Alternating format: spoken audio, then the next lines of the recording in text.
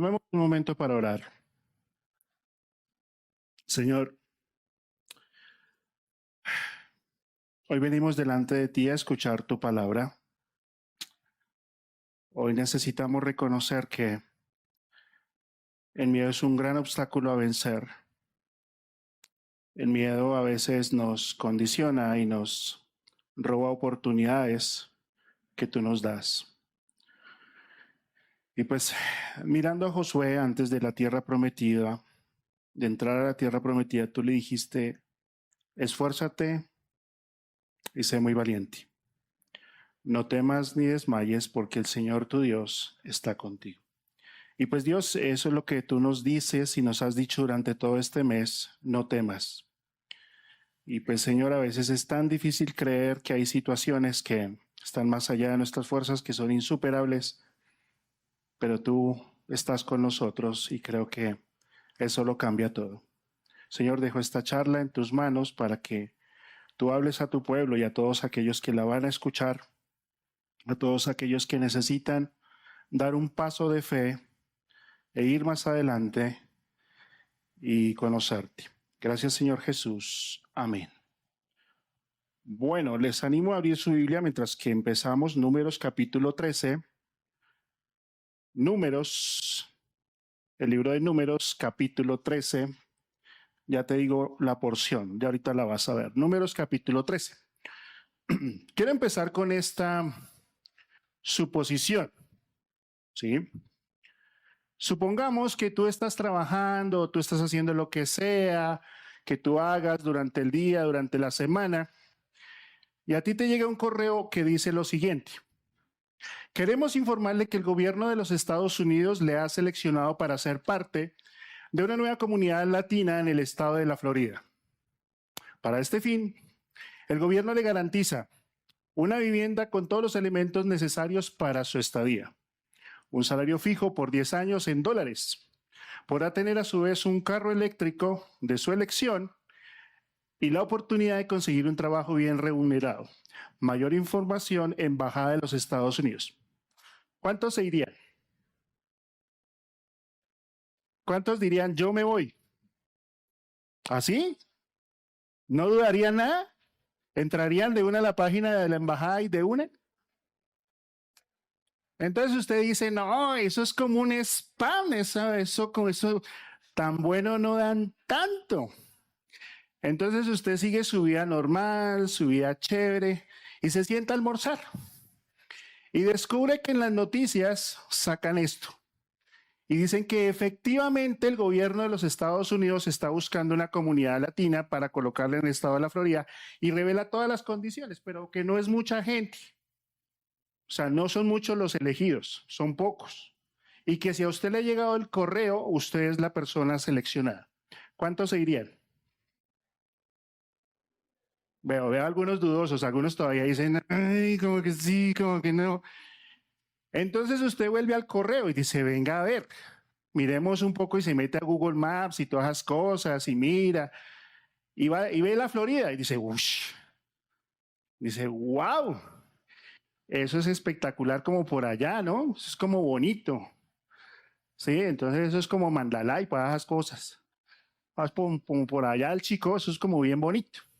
Y usted sigue investigando en un correo adjunto y en ese correo le dice, mire, esta es su casa. Esa es su casa. O sea, ya el gobierno ha seleccionado su casa y esta es su casa. Así va a llegar y la va a encontrar, tal cual. Por si le gusta.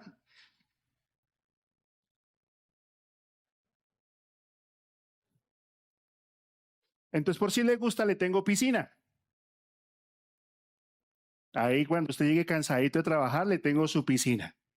Entonces, usted sigue mirando las fotos y dice, uy, me echa a ver la sala. Ahí para que usted cuando llegue cansadito, pues tenga su descanso, todo bien bonito, todo bien chévere. Sigamos recorriendo la casa. El comedor, lo que a muchos nos gusta, la cocina amplia, que tenga todo lo que sea automático. Ahí, ya los veo ahí viajando, ya los veo ahí viajando. Ya están allá. ¿Y qué tal la alcoba? Oh, ¿qué tal Alcoba? Usted mira y abre esa foto y la amplía y, puf, y mira y dice, uy, mire las habitaciones, mire todo lo que tiene mi casa y miremos el carro. Puede escoger alguno de esos. ¿Cuántos se irían? No, no se van. ¿Se van a quedar? Yo sí me voy. Entonces nosotros seguimos pensando y diciendo, uy, ¿será que sí es verdad? ¿Será que en verdad eso sí, eso tan bueno sí dan tanto? Entonces, sucede que ese correo nos ha llegado a todos nosotros, los que estamos acá, a todos. Entonces empezamos a comentar que usted cuando se va, que sí, que su casa, que tal, que no sé qué. Y bueno, y entonces decimos, no, pero sí será cierto tanta belleza. Entonces, ¿quiénes tienen su visa vigente para viajar ya?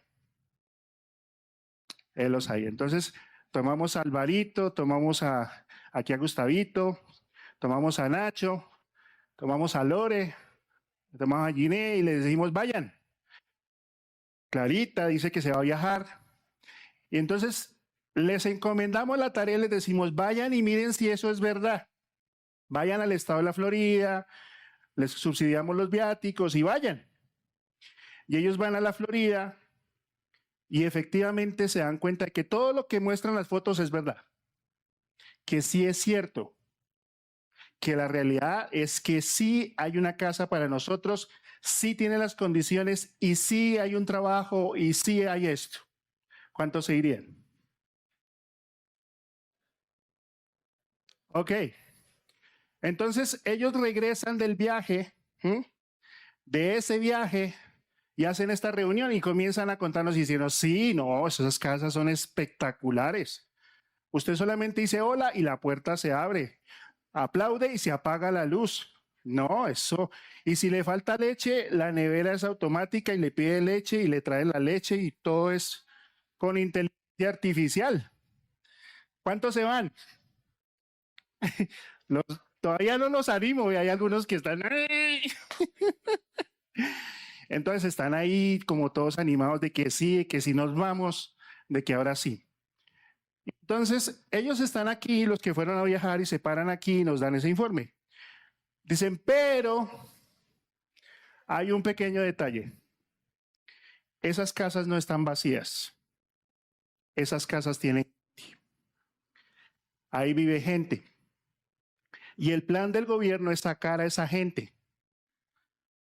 Así que ustedes tienen que ir y sacar a esa gente. Y quiero mostrarles el dueño de la casa de una de esas. Yo sé que algunos no lo sacarían. Yo me arruncho por ahí en un ladito. ¿Quién va a sacar a semejante belleza? Pero no, el gobierno dice, tienen que sacarlos de ahí, no pueden seguir porque ellos son muy bullosos, son gente que está generando muchos problemas en la Florida, por eso necesitamos cambiarlos, ¿sí? Entonces, una de las casas de este señor, pero este señor no anda solo, tiene guardaespaldas, tiene 6. Su casa tiene circuito cerrado y tiene perros y todas esas cosas, no es tan fácil como llegar y sacarlo, ¿sí? Entonces, eso es lo que dicen ellos. Ahora nos muestran otra foto, nos dicen este. Hay que sacar este grandulón, ¿sí? Y uno ve las fotos de este señor y un pernil de pollo, eso es una cosita de nada, pero hay que sacarlo de su casa. Hay que sacarlo de su casa. ¿Cuántos se irían? ¿Ya? ¿Se bajaron tan rápido del avión? Tienen todos los gastos pagos, tienen tremenda casa, tienen de todo. ¿Cuántos irían? Omaira, bueno, hay una. ¿Estás seguro que puedes venir a vencerlos para quedarte con sus posesiones? Hay que vencerlos, hay que sacarlos del barrio, hay que sacarlos. Y una vez que están afuera, te dan la escritura. ¿Cuántos se irían? ¿No? ¿Se quedaron? Deje así. Yo, me, yo mejor me quedo como por aquí quietico, sigo aguantando polvo, ¿sí me hago entender? Pues algo similar le pasó al pueblo de Israel. En una época Dios se aparece a Abraham, ¿sí? Y le dice, debes saber, esto es mucho tiempo antes de que ellos llegaran a Egipto, le dice que tus descendientes vivirán como extranjeros en tierra extraña, donde serán esclavizados y maltratados durante 400 años. Pero yo castigaré a la nación que los esclavizará, Egipto, y luego tus descendientes, los que vienen después, saldrán en libertad con grandes riquezas. Tú, en cambio, te reunirás en paz con tus antepasados y te enterrarán cuando ya seas muy anciano. 4 generaciones después, tus descendientes volverán a este lugar. ¿Qué lugar está hablando? La tierra de Canaán. Porque antes de eso no habrá llegado al colmo la iniquidad de los amorreos. O sea, Dios le había dicho a Abraham, mira, ten por ciento que la generación que va a salir de ti va a estar esclavizada, pero van a ir a este lugar, van a venir a la tierra de Canaán. ¿Mm? Pasa todo ese tiempo y Dios se encuentra con un hombre que se llama Moisés. ¿Se acuerdan de esa historia?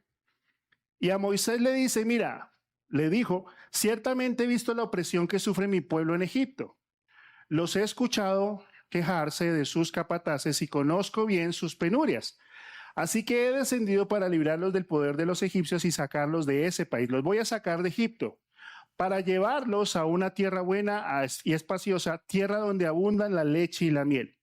Me refiero al país de los cananeos, hititas, amorreos, fereceos, heveos y jebuseos. Entonces Dios se le aparece a Moisés y le dice, mira, yo he venido aquí para cumplir la promesa de Abraham de sacar a un pueblo que está en esclavitud y trasladarlo a un mejor lugar, llevarlo a un lugar diferente. Por 400 años la nación de Israel fue esclavizada, año tras año, tras año, tras año. Entonces, esta gente que está en Egipto no conoce la libertad, no sabe qué es la libertad. No sabe lo que es algo diferente a un menú de puerros, cebollas, ajos, no sabe nada más. Y ahora Dios le dice, los voy a llevar a un lugar diferente, a que vivan de una manera diferente. Entonces, tú que conoces la historia, pues sabes que Dios interviene, ¿sí? Y comienza algo conocido como el Éxodo. Si alguna vez has hecho fundamentos, sabes que el Éxodo es un transitar por el desierto. Y el Éxodo en tu vida es la fe. Eso es el Éxodo. O sea, cuando tú sales del mundo y comienzas a caminar. Entonces comienza a llevarlos a través del desierto. Los pasa al mar, los lleva hasta que los lleva aquí al desierto, al monte Sinaí. Y ahí les entrega las leyes, ahí se les manifiesta. Y les entrega las leyes y ya los establece como un pueblo y una nación de él. Y establece algo como el tabernáculo y comienza a llevarlos. Así que comienza a llevarlos por el desierto hasta que los coloca al frente de la tierra prometida, al frente de Canaán. 2 años dura esa travesía. 2 años caminando, 2 años conociendo a Dios, 2 años viendo su poder, 2 años glorificando a Dios, entendiendo cómo se debe adorar, presentando ofrendas, 2 años, preparándolos para este momento, donde Dios se les manifestó, donde a través de las señales, a través de los milagros, Dios se les presenta. Entonces ellos están ahí, a punto de empezar su travesía y tomar aquello que Dios desde hace muchos años atrás le había dicho a sus antepasados que era de ellos. No que iba a ser, ya era de ellos. Esa tierra les correspondía a ellos porque Dios, que es dueño de todo, se la entregó. Entonces, ellos debían entrar a esa tierra, conquistarla y apoderarse de ella. Y esa es la historia que traemos hoy. No voy a leer todo el capítulo 13 ni el 14, es donde vamos a estar, pero sí quiero que tomemos algunos apartes. Números 13, 23 al 33. Y vamos a irlo leyendo poco a poco. Y dice, y llegaron hasta el arroyo de Escol y allí cortaron, versículo 23, el sarmiento de un racimo de uvas, el cual trajeron de 2 en un palo y de las granadas y de los higos, y se llamó aquel lugar el valle de Escol por el racimo que cortaron de allí los hijos de Israel. y volvieron de reconocer la tierra al fin de 40 días. Y anduvieron y vinieron Moisés y Aarón y toda la congregación de los hijos de Israel en el desierto de Parán, en Cádiz, y dieron la información a ellos y a toda la congregación y le mostraron el fruto de la tierra. ¿Qué había pasado? Había pasado que al llegar a ese punto, antes de entrar a la tierra prometida, Moisés había escogido 12 hombres o 12 reyes de cada tribu, un rey de cada tribu, un príncipe de cada tribu, porque recuerden que la nación de Israel se compone de 12 tribus, 12 pueblos. Entonces ahí, ¿sí? Él toma y envía 12 espías. Y entonces el Señor dijo a Moisés, envía a algunos de tus hombres a explorar la tierra de Canaán que estoy por entregar a los israelitas. De cada tribu enviarás a un líder de representante. Esto no era necesario. No era necesario enviar a una persona a mirar la tierra. ¿Por qué?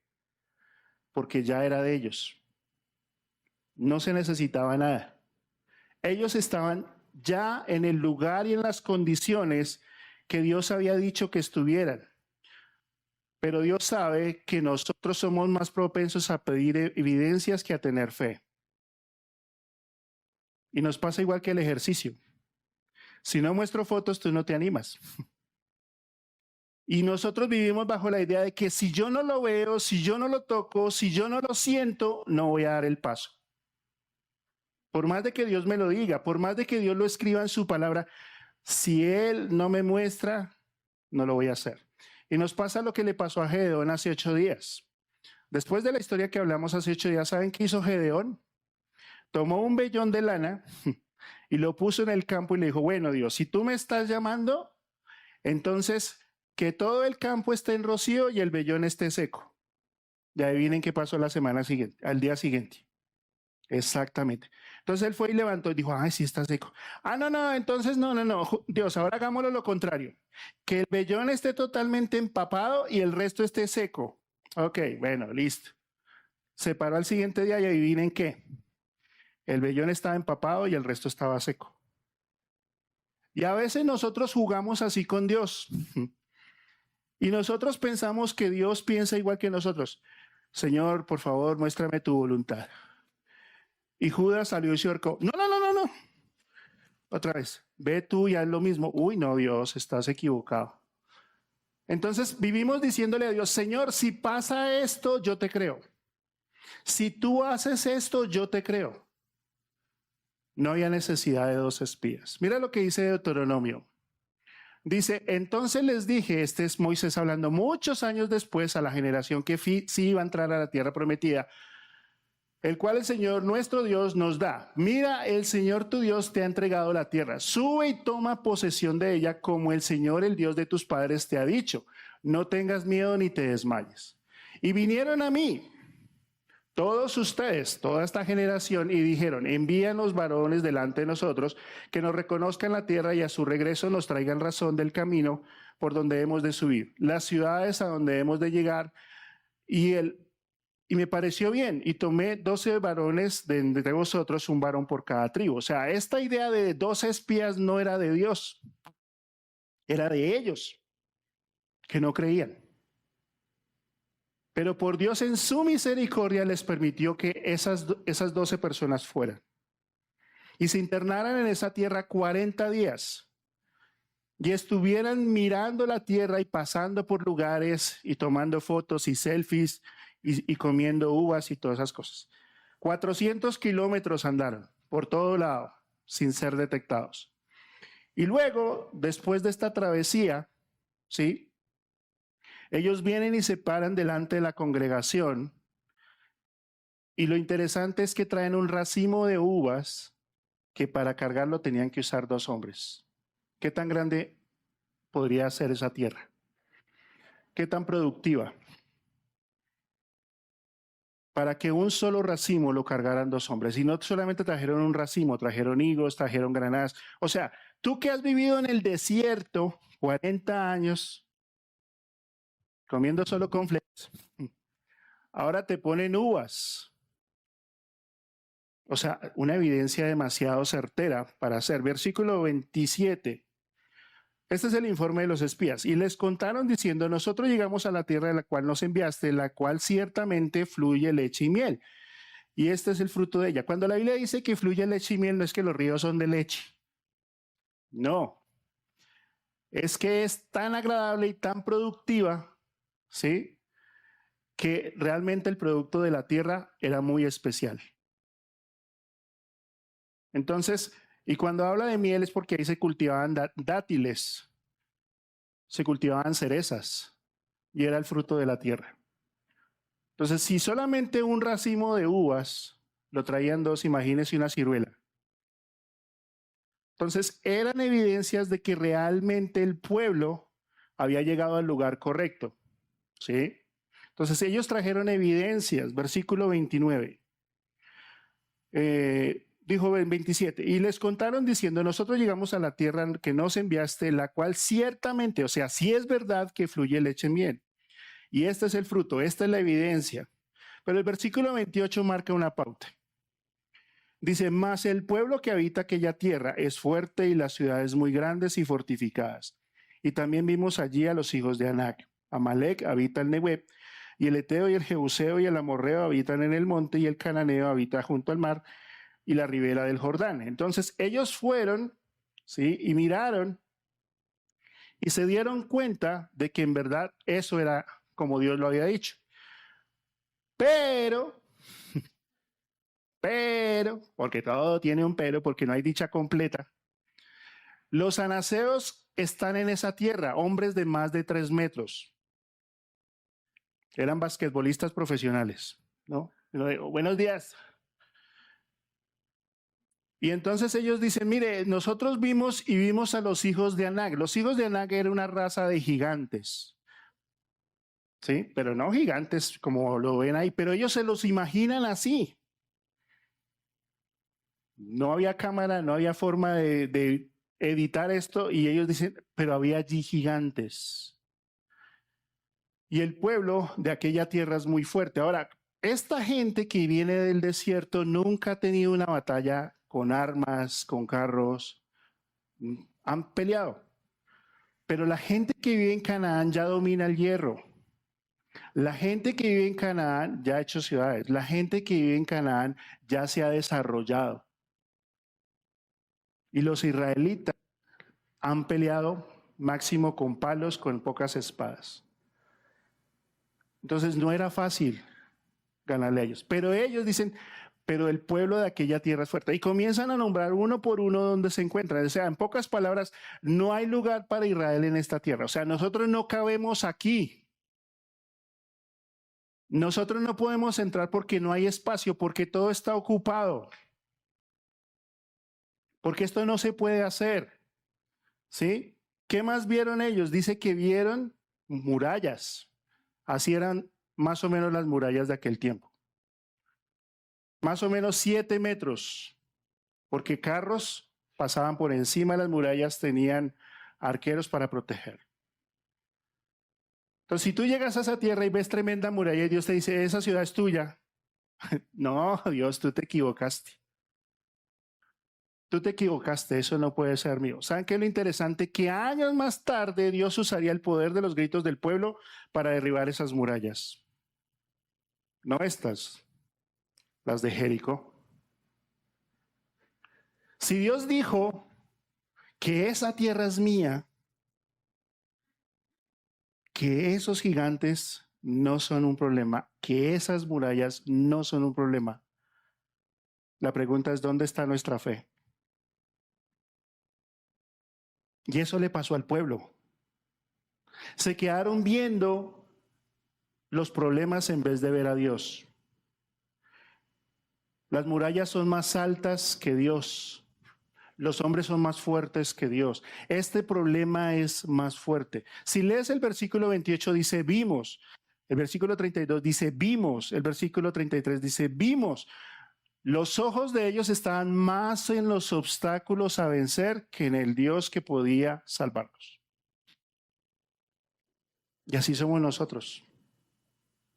Nos quedamos viendo lo evidente, nos quedamos viendo el problema en vez de la solución.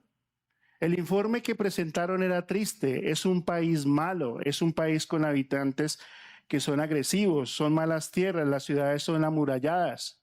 Entonces, ellos se quedaron con lo que vieron. Y el apóstol Pablo dice que nosotros no andamos por vista, andamos por fe. Cuando tú estás enfrente de un problema, Dios quiere que tú ejercites la fe. No que te quedes enfocado en el problema. El problema es un asunto a resolver. No es un obstáculo que me detiene. Y tú debes tomar una decisión. O sigues mirando gigantes y murallas o en verdad miras al verdadero gigante. Entonces, ¿qué pasó? Esto trajo miedo. 10 hombres dijeron, no, no se puede. No. ¿Qué tenían que hacer? Subir, colonizar y empezar la conquista. 10 hombres empezaron a impactar a toda una generación. Entonces, Caleb, versículo 30, entonces Caleb hizo callar al pueblo delante de Moisés y dijo, subamos y luego tomemos posesión de ella, porque más podremos nosotros que ellos. Josué y Caleb. Caleb tuvo, imagínate, todo el pueblo empezó a murmurar. No, pero es que cómo vamos a ir allá. No, pero es que en Estados Unidos sí vio la foto de ese gigante. No, pero es que el carro no, pero ¿y quién va a mantener el carro? No, ¿y qué tal que sea mentira? 1,5 millones de personas hablando, que no se puede, no se puede. Y Caleb tiene que decir, cállense, cállense. Dejen de estar parloteando. Y sabes, cuando tenemos miedo, lo que más queremos es expresar cómo nos sentimos, en vez de manifestar cuánto le creemos. Porque yo quiero que alguien me escuche. Ellos encontraron un Caleb. Yo te hago una pregunta. ¿Tú tienes un Caleb en tu vida cuando tú tienes miedo? ¿O no tienes un Caleb porque te da miedo que te diga lo que no quieres oír? ¿O tú eres un Caleb en la vida de alguien que le dice cálmese, piénselo bien, no se deje llevar por los impulsos? Y Caleb representa la fe que se mantiene firme aun cuando todo parece que estar en contra. O sea, mire, sí, es verdad lo que ustedes dicen, pero eso no es todo, no es todo en la vida. Tu problema no es el único problema. Hay gente en peores condiciones que tú y ha salido adelante. Es más, sin conocer a Dios. Y tú tienes al Dios del universo a tu lado y te estás acomplejando. El pueblo se olvidó de Dios y pensaron más en sí mismo que en la promesa de Dios. No podemos vencer las murallas, no podemos vencer los gigantes y ahorita lo vamos a ver. Dejaron de pensar, dejaron de escuchar a Dios. Y eso nos pasa a nosotros cuando tenemos miedo. Que Dios dice en su palabra cualquier cantidad de cosas que nosotros no creemos.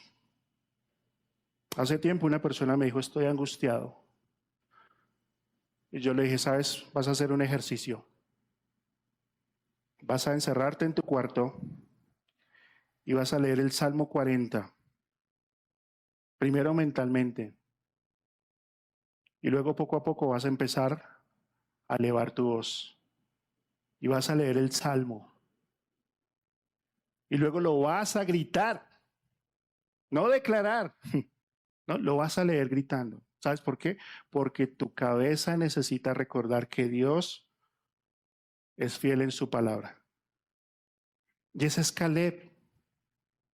Miedo es desconfiar de la fidelidad de Dios. Cuando tú tienes miedo, estás diciéndole, Dios, tú no eres fiel. Tú no me puedes sostener. Tú no eres el Dios capaz que dice la Biblia, tú eres otro Dios. Entonces, ellos se ensimismaron y pensaron más en sí mismos.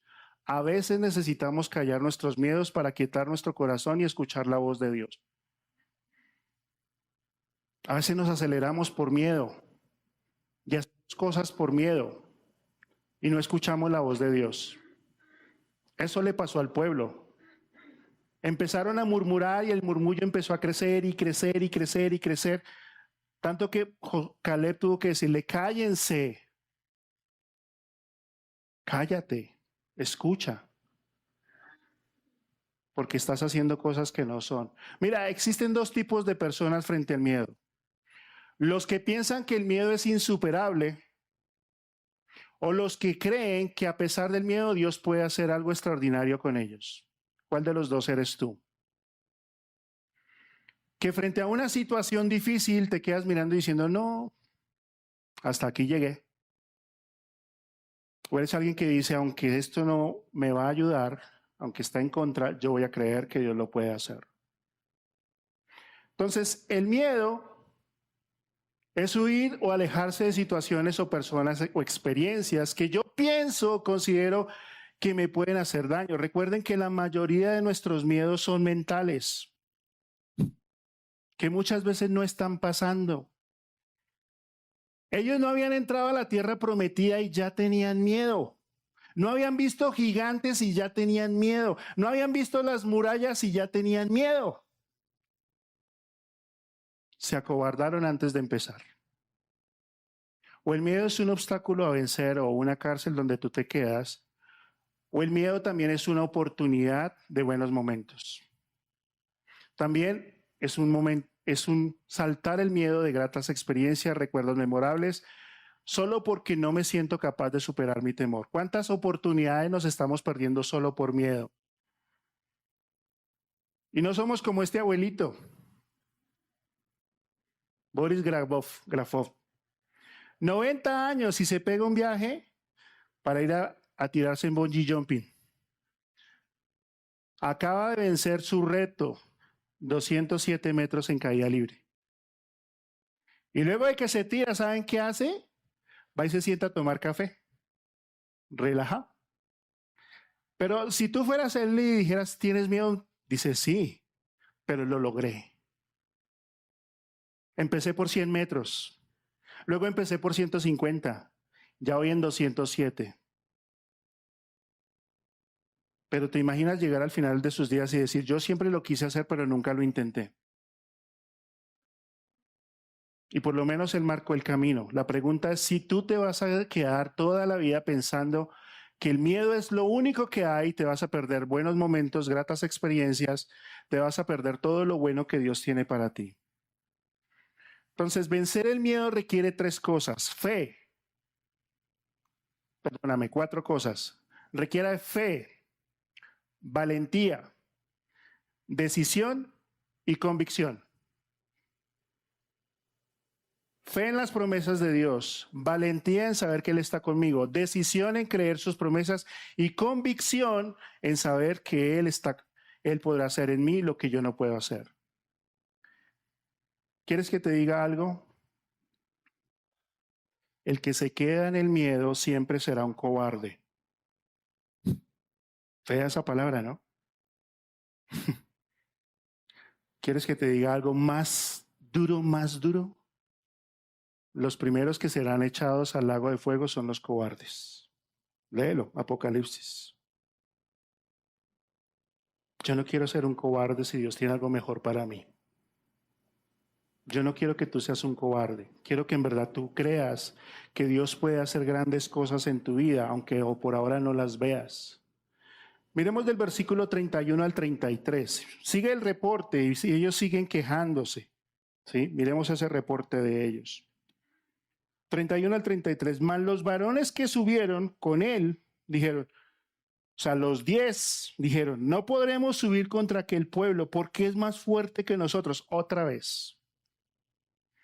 Y hablaron mal entre los hijos de Israel de la tierra que habían conocido, diciendo, la tierra por donde pasamos para reconocerla es tierra que traga a sus moradores. ¿Era verdad? Ellos fueron 40 días y volvieron. ¿No se los tragó? Y todo el pueblo que vimos en medio de ella son hombres de gran estatura. Otra vez salen los gigantes. También vimos allí gigantes, hijos de Aná, raza de gigantes. La parte que más me da risa. Y éramos nosotros, a nuestro parecer, como langostas, así les parecía a ellos. Pregunta, ¿ellos habían hablado con un gigante? Señor don gigante, muy buenos días, vengo a invadirlo, quisiera saber usted qué piensa de mí. Ah, yo pienso que eres una langosta. Ah, bueno, gracias. ¿Sí? ¿Dónde estaba su miedo en lo que ellos pensaban? Y a veces nos quedamos en nuestro miedo pensando en lo que otros piensan acerca de nosotros que en lo que Dios piensa acerca de nosotros. Éramos a nuestro parecer como langostas, o sea, ese grillito chiquito que salta ahí, que hace ruido, así era, ellos se consideraban delante de gente que no conocían. Nunca habían hecho pulso con ellos. Nunca habían hecho unas carreritas, unos encostalados. Pero le tenían miedo a gente que nunca habían visto. Y así somos nosotros. Creemos más las mentiras del mundo que lo que Dios dice en su palabra. Entonces ellos dicen, mira, este pueblo es más fuerte que nosotros. Esta tierra se traga a su gente. Hay gente más grande que nosotros. Nosotros somos para ellos como langosta. ¿En dónde estaban metidas su mente, su fe? En ellos mismos. Entonces deje así. Yo prefiero por allá no voy. Yo prefiero ni lo intento. Yo prefiero ni me arriesgo. Porque creemos que eso es todo lo que hay. Así se veían ellos y comienzan a discutir entre todos. 2 millones de personas pensando que es eso. Es increíble que cuando tenemos miedo encontramos más excusas que razones. ¿Por qué no vienes? No, no, es que me siento enfermo. ¿Ah, sí? No, es que tienes miedo de ir. ¿Por qué no lo hace? ¿Por qué no invierte? No, no, no, es que no tengo dinero. ¿Tiene miedo de invertir? Y sacamos excusa. ¿Por qué no disipulas a esta persona? No, porque qué tal que me diga que no? ¿Por qué no le mandas el video de la prédica a mi jefe? Sí, mándeselo. ¿Qué pierde? Entonces ellos encontraron más razones que motivos. Los israelitas prefirieron aceptar el criterio de 10 hombres, solo 10 hombres. Lograron impactar a toda una nación. 10. ¿Quieres que te diga algo? El miedo es prendedizo. Vivimos 2 años con miedo. Cuando alguien estornuda en el bus y uno, uy, no, no, no. Eche alcohol, ¿cierto? Porque el miedo es prendedizo. Porque así como tú eres como padre, así son tus hijos. Porque lo que tú modelas, hombre, en el hogar, eso va a ser tu esposa. Si a ti como hombre, que lo vamos a enfatizar en esta iglesia, como sacerdote de tu casa, a ti te da miedo comprometerte, tu esposa va a seguir tu ejemplo. Porque es así. 10 hombres lograron infectar. Entonces el miedo y la fe no pueden habitar en el mismo corazón. O tú tienes miedo o tienes fe. Ellos dejaron de ver a Dios y empezaron a verse a sí mismos. El miedo los desconectó de la realidad. ¿Era eso verdad lo que ellos decían? No. No todo el mundo en esa tierra era gigante, no todas las ciudades estaban amuralladas. Entonces, en el capítulo 14 vamos a encontrar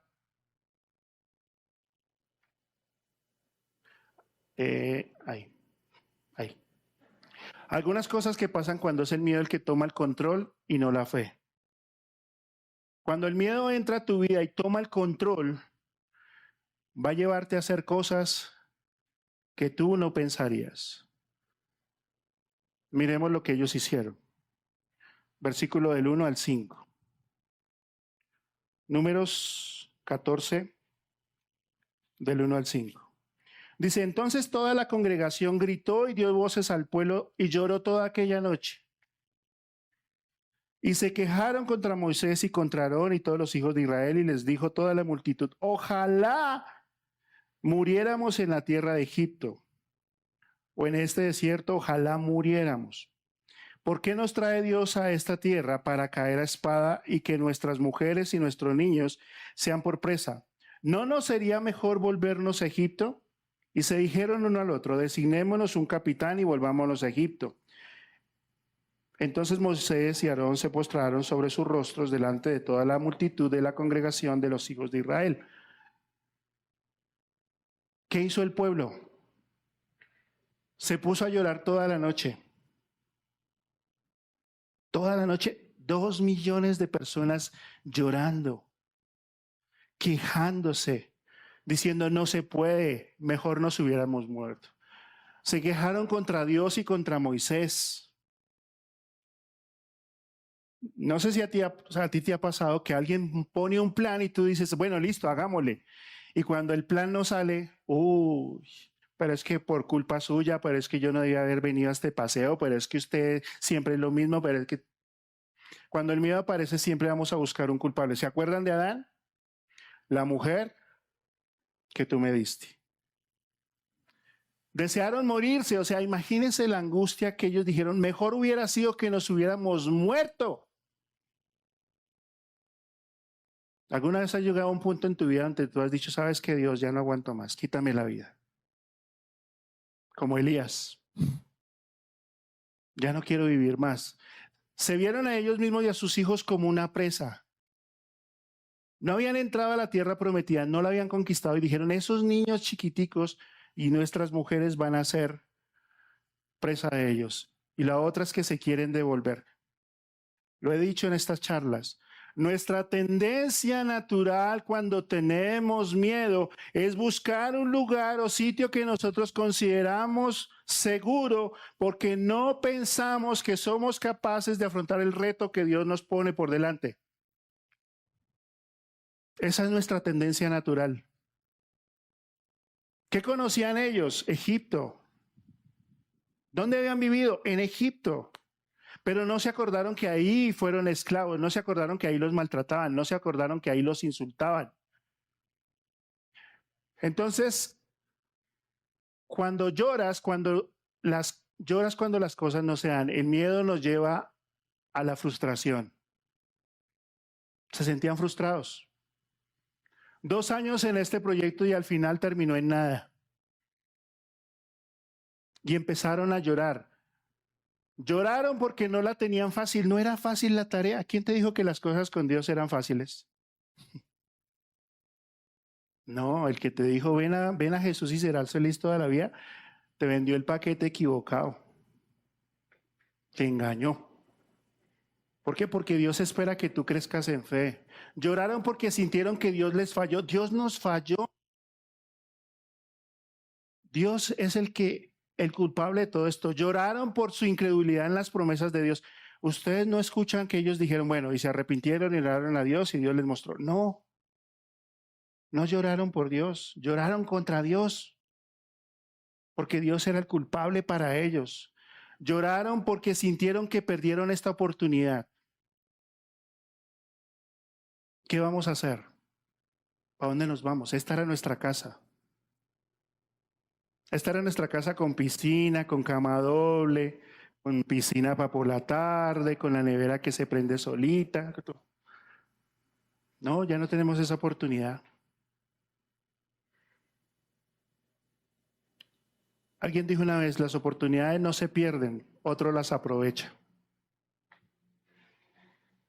Entonces, piensa en cuántas oportunidades tú estás perdiendo solamente porque te estás quejando. Mira lo que dice, versículo siguiente. Y cuando el miedo llega, el siguiente paso será la murmuración y la queja. Se empezaron a quejar contra Moisés. Y Moisés como representante de Dios, entonces se estaban quejando contra Dios. No admitieron su falta de fe, juzgaron y culparon a otros. No admitieron que el miedo los había eclipsado y que su fe había quedado de lado. Este era un caminar por fe. ¿Sí?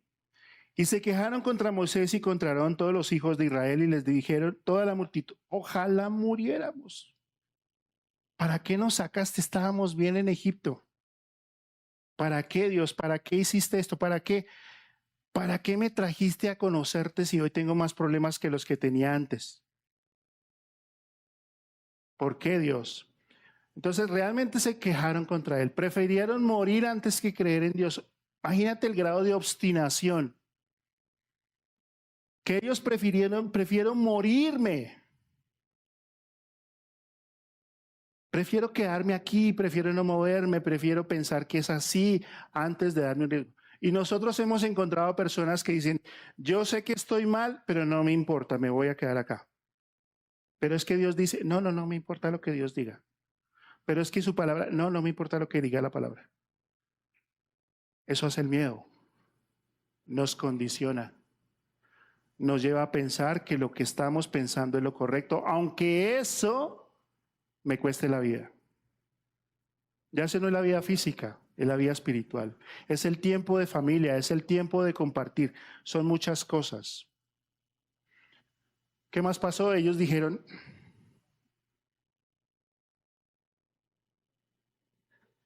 ay. Entonces, el miedo nos lleva a creer que somos vulnerables. Mire lo que ellos dicen. Versículo 4, versículo 3.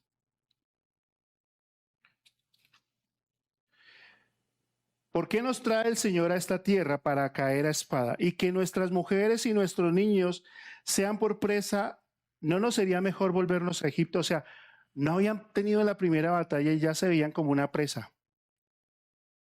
¿Dónde estaba su temor? Estaba en los otros en vez de tener temor a Dios. Y ellos dijeron, mire, en vez de conquistar la tierra, lo vieron como una derrota.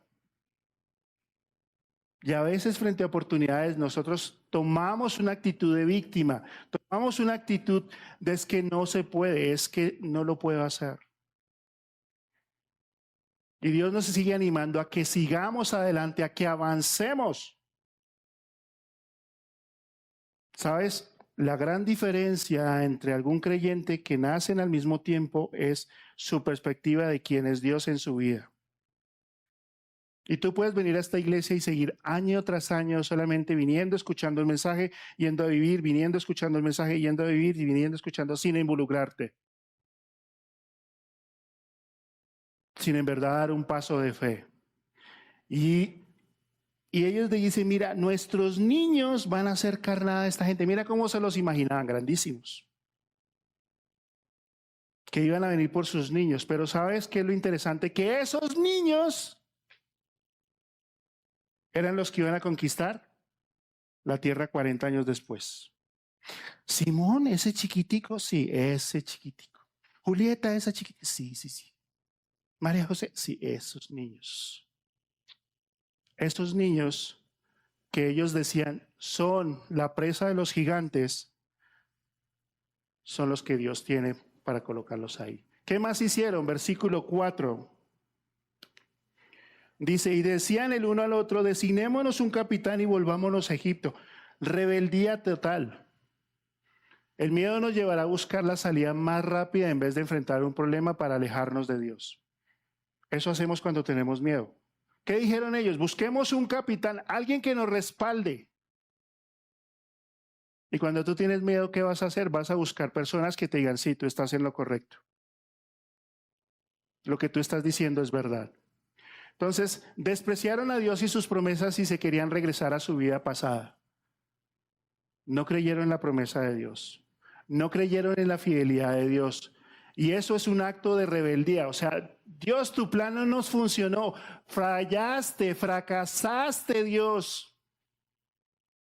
Nosotros tenemos un plan mejor. Yo lo voy a hacer a mi manera. Yo lo voy a organizar a mi manera y a mi manera va a funcionar. Entonces, ellos pensaron que su plan era mejor. Así pensaban 2 millones de personas. En sus carpas, en su silencio, siempre estaban hablando que Dios había fallado. Si tú tienes miedo y te quedas en miedo, no es Dios el que falló.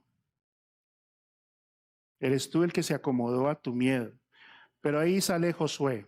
Entonces, Josué nos muestra cómo mantener firme nuestra fe cuando el miedo aparece, cómo enfrentar ese miedo que a veces nos carcome por dentro. Mira lo que dice el versículo 5.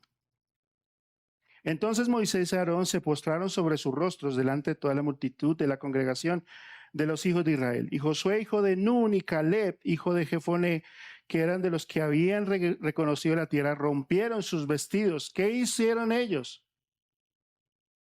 Ellos sometieron el control de la situación ¿a quién? A Dios. Tienes 2 millones de personas diciendo, tú eres el culpable, tú eres el que lo hizo mal, tú eres. ¿Y qué hace Josué, Caleb, Moisés y Aarón? Dicen, esto es del Señor, nosotros no podemos hacer nada. Lo primero que debes hacer ante el miedo es reconocer que Dios tiene el control. Ellos no podían cambiar a la gente, pero Dios sí. Ellos no podían introducir a la gente, pero Dios sí.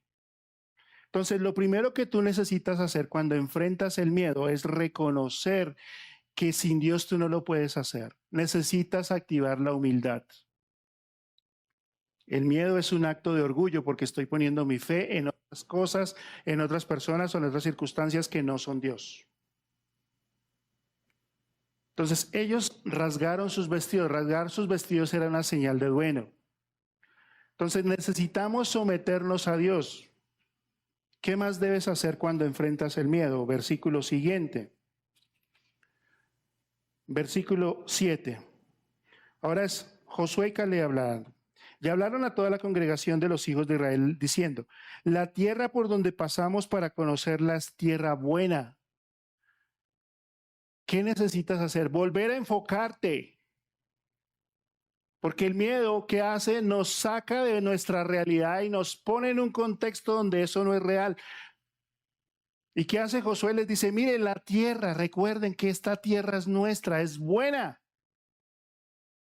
Esta tierra nos pertenece, esta tierra es de Dios. Entonces, aunque todos se llenaron de miedo, Josué y Caleb mantuvieron la mente enfocada. ¿Sabes cuál es el arma más poderosa de Satanás en este tiempo? La distracción. Porque Satanás sabe que si logra distraerte, te tiene. Y no hay nada que más le tema a Satanás que una mente enfocada en las cosas de Dios. Santiago dice, someteos pues a Dios y el diablo huirá de vosotros. Cuando estamos distraídos somos presa fácil. Toda esta gente estaba llena de desespero, de miedo, y Josué tuvo que recordarles que la promesa de Dios era fiel. Aunque nosotros seamos infieles, dice Pablo a Timoteo, Él permanece fiel. Dios no cambia. Versículo siguiente, versículo 8. Si el Señor se agradare de nosotros, Él nos llevará a esta tierra y nos la entregará, tierra que fluye leche y miel. ¿De quién era la tierra? De Dios. ¿A quién se la había dado? A ellos. Entonces, frente a tu miedo, tú debes colocar tu fe. No hay un obstáculo demasiado grande que Dios no pueda vencer. La pregunta de hoy es, ¿dónde está tu fe? ¿Te acuerdas que esa fue la pregunta de hace 15 días, que los discípulos estaban en una barca? Y Jesús se levanta, calma la tormenta y les dice, ¿dónde está su fe si yo estoy acá? ¿Dónde está tu fe cuando el miedo aparece? Entonces, Josué vuelve y les dice, mire, si Dios le place, si esta es la voluntad de Dios, no hay por qué temer, porque la tierra es nuestra. Ya nos la dio. Solo necesitamos ir por ella. Cuando tengas miedo, recuerda que la fidelidad de Dios siempre va a ser más grande que nuestros miedos. Versículo siguiente, versículo 9. Dice, y Josué, hijo de Nun, y Caleb, hijo de Jefoné, 9. Por tanto, no sean rebeldes contra el Señor, ni le tengan miedo a este pueblo de esta tierra, porque nosotros los comeremos como pan. Su amparo se ha apartado de ellos y con nosotros está Dios. No le tengan miedo. ¿Qué estaba diciendo el pueblo? Nosotros somos como langostas para ellos. ¿Qué está diciendo Josué y Caleb? Ellos son bocado de pan para nosotros. ¿Te das cuenta cuando la fe entra en acción? ¿Te lleva a ver las cosas de una manera diferente? ¿Te lleva a pensar de una manera diferente? ¿Te lleva a actuar de una manera diferente? Nosotros descansamos en el poder de Dios. Me gustó esta frase. Las batallas no se ganan de acuerdo a tu fuerza ni al tamaño de tu enemigo. Ganas o pierdes de acuerdo a tu relación con Dios. Si tienes miedo es porque tu relación con Dios no está bien. El apóstol Juan dice, porque el perfecto amor echa fuera el temor. Si tú estás teniendo miedo frente a una situación, si hay una situación que tiene atrapado tu corazón, si tú en verdad no estás entregando esa carga a Dios, es porque tú le crees más al miedo, a los gigantes, que a Dios. Josué volvió a poner la lupa donde el pueblo la tenía que llevar. Ellos descansaron. Y si había gigantes en la tierra, el profeta Jeremías dice, más el Señor está conmigo como ¿qué? Como poderoso gigante. Por tanto, los que me persiguen tropezarán y no prevalecerán. Serán avergonzados en gran manera, porque no prosperarán, tendrán perpetua confusión y jamás serán olvidadas. Jeremías 29:11. Es como la señora que vino al pastor y le dijo, pastor, ¿será que oramos por las cosas imposibles y nosotros hacemos las fáciles? Y el pastor la miró y le dijo, hermana, para Dios no existe nada imposible. Si Dios tiene que sacarte de tu tierra y tu parentela para llevarte a otro lugar, Él lo va a hacer. Dios no tiene ningún impedimento.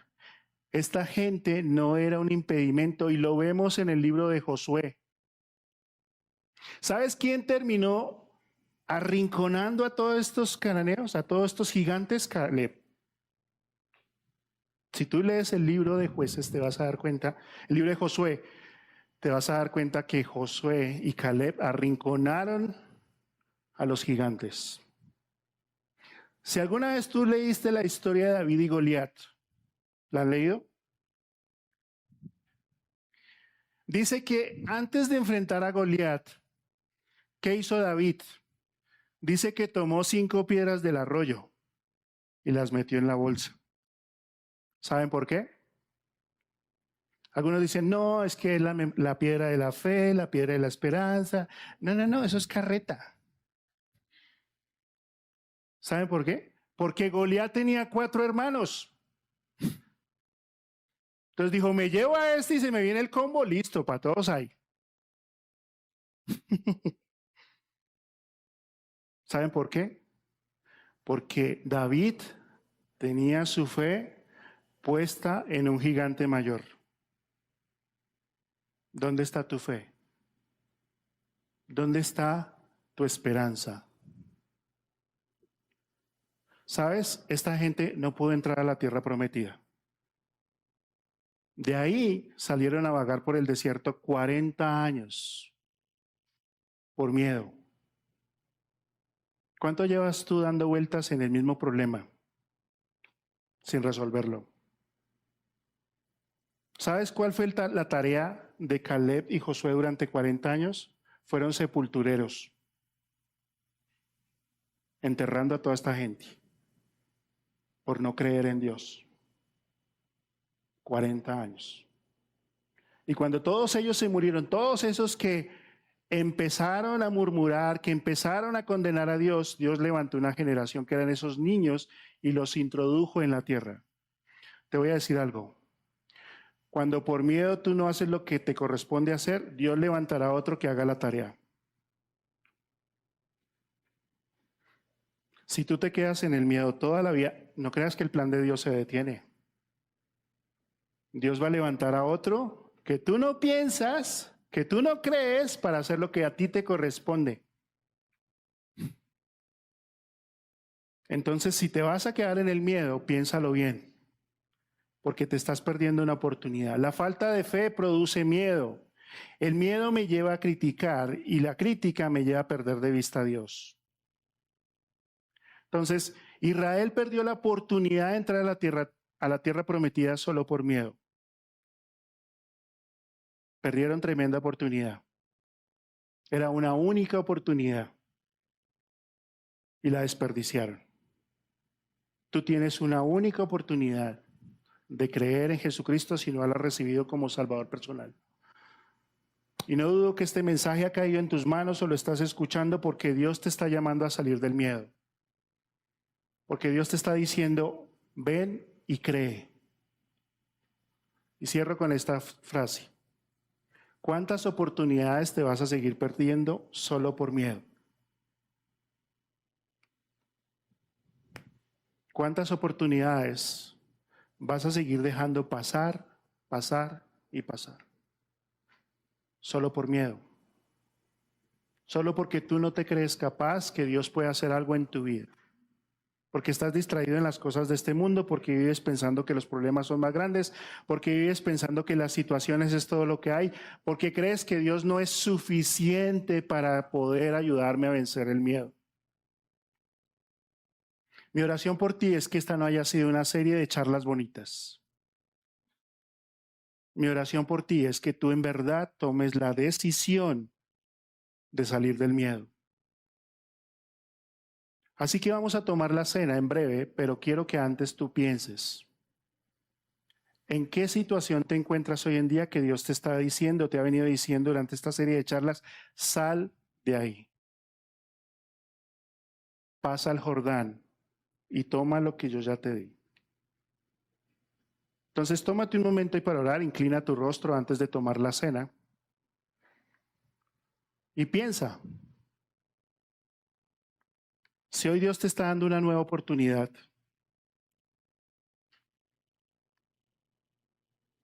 de cruzar el Jordán y conocer un Dios que puede hacer cosas mucho más grandes de lo que pensamos y concebimos.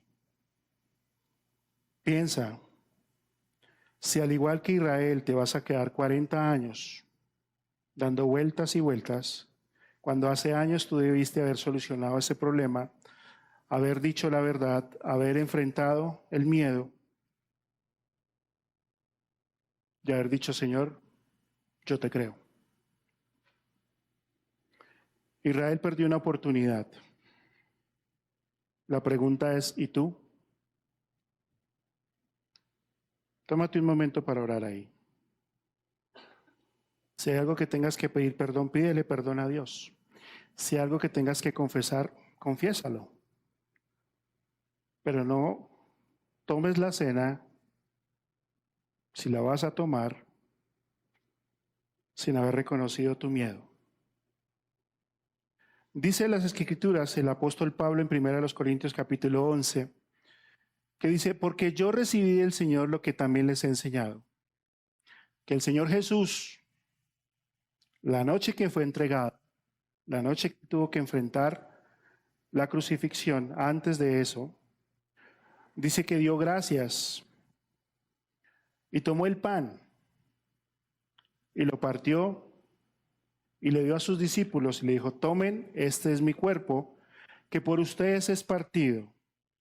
Hagan esto en memoria de mí. El pan es un símbolo o una representación del cuerpo de Jesús, que fue a la cruz de Calvario, fue molido por nuestras rebeliones, fue transgredido, fue traspasado, y al tomar el pan lo que estamos haciendo es un recordatorio de lo que Él hizo y de las llagas que Él llevó por nuestro pecado. ¿Sí? No es que el pan se convierta en el cuerpo de Cristo, no, es una representación. Y dice, en versículo 25, asimismo tomó también la copa, después de haber cenado, diciendo, esta copa, este jugo de uva, es un nuevo pacto, una nueva alianza. Y les dice, tómenlo, ¿sí? Todas las veces que lo beban y todas las veces que lo beban tendrán memoria de mí. El jugo representa la sangre derramada por Jesús en la cruz de Calvario. Entonces, cuando hablamos de esta comunión, Dios nos llama a que creamos en sus promesas, a que en verdad entendamos que este es uno de los momentos más solemnes. Es un tiempo donde Jesús nos llama a conmemorar que Él venció la muerte. Se enfrentó al pecado, venció nuestros miedos y nos lleva a tener una comunión con Él. Así pues, todas las veces que coman este pan, como lo vamos a hacer, y beban esta copa, la muerte del Señor anuncian hasta que Él venga. Esto es un recordatorio de que Jesús volverá. Para poder tomar la cena del Señor es importante que tú, número uno, hayas creído en Jesús como Salvador personal. ¿Qué significa? Que hayas reconocido tu pecado y hayas dicho: Señor Jesús, en la cruz de Calvario tú pagaste por mis pecados. Y que gracias a ese sacrificio yo obtengo el perdón. Si tú has tomado una decisión por Jesús, si has seguido ese camino que Jesús como tu Señor te ha trazado, tú puedes tomar la cena. Y lo segundo es que tú hayas sido bautizado. No ese bautismo de niño, no. El bautismo es el bautismo por inmersión. Es en un lugar donde hay aguas y lo que hace la inmersión es un símbolo, es un testimonio de lo que ha pasado en mi interior. Cuando soy sumergido dentro del agua, dice que he sido sepultado a ese viejo hombre. Y cuando salgo del agua, reconozco que Jesús me ha hecho un nuevo hombre. Si tú has ido al bautismo por inmersión, reconociendo tu pecado, siguiendo en obediencia al Señor Jesucristo, si tú hoy has confesado tu pecado, yo te animo a que te pongas en pie para recibir la cena. Si no te has bautizado, si no has confesado a Jesús, te animo a que te quedes sentado. Así que si vas a tomar la cena, te animo a que te pongas de pie. Van a estar pasando para que tomes por ahora los elementos, no los consumas por ahora. Solamente tómalos y ora. Tómate un momento ahí para orar con Jesús. Para pensar que algún día tú y yo vamos a estar con Él. Vamos a estar en su presencia. Pero mientras tanto, esto es un recordatorio. Nos recuerda. Y si tú estás tomando la cena es porque Dios te ha invitado a que estés acá en esta mañana. Así que quiero darte un momento antes de tomar la cena para que tú ores a Dios, para que tú le digas gracias. Gracias por haber muerto en mi lugar y mostrarme que siempre tú eres mejor que cualquier cosa que yo pienso. Señor, hoy venimos delante de tu presencia. Hoy venimos con nuestros miedos y nuestra falta de fe, reconociendo que tú eres un Dios vivo, reconociendo que tú eres un Dios real y que tú, Señor, moriste en la cruz de Calvario y nos has dado nueva vida y nos has llamado a una libertad que no merecíamos, es una libertad del temor. Y hoy, Señor, preparas la cena para que podamos estar contigo. Y podamos recordar que gracias a que tú colocaste tu cuerpo en el madero, sufriste la cruz y derramaste tu sangre, perdonaste todos mis pecados. Y hoy puedo estar sentado a la mesa contigo, adorándote. Y pues, Señor, tú conoces nuestros corazones y sabes lo que hay en ellos. Tú sabes que hay cosas sin resolver, que hay pecados que necesitamos confesar. Y tú nos sigues llamando a que volvamos a esa comunión contigo. Padre, gracias. Gracias por esta hermosa invitación que nos recuerda un pasado donde Jesús la celebró, pero también nos recuerda un futuro, cuando en tu casa, en tu trono, celebraremos la cena. Y pues, Señor, gracias por haberte hecho hombre, haber venido por cada uno de nosotros y habernos llevado a la verdad. Amén.